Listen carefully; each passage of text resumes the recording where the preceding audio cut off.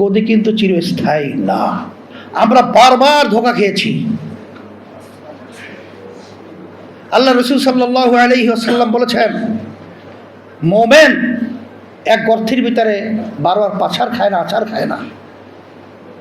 ঠিক আমি বাংলাদেশের সকল ধরনার ঘরানার সব পর্যায়ের আমি আমার ভাইদেরকে, আমার মা বোনদেরকে বলবো, আসেন আমরা যে বারবার এই ইতিহাস রচনা করি, এই ইতিহাসের ফলকে আমরা আবার ভালোভাবে উপভোগ করার জন্যে আমি যে আপনাদের সামনে আয়াত শরীফ তেলাওয়াত করেছি, আল্লাহ রাব্বুল আলামিন বলেছেন, ইন্নাকা লাআলা খুলুকিন আযীম।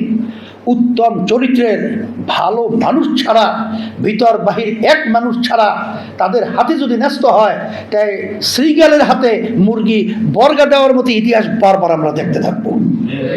আর বর্তমান সরকারকে বলবো যে আপনি যে কথা আগে বলেছেন আর আমরা আপনাদের সাথে যে কথা বলেছি, জাতি আপনাদের সাথে যে আশা করছে জুলাই সনদ সহ আপনারা সেগুলো সুন্দরভাবে বাস্তবায়নের সেই পথে আপনারা আগান।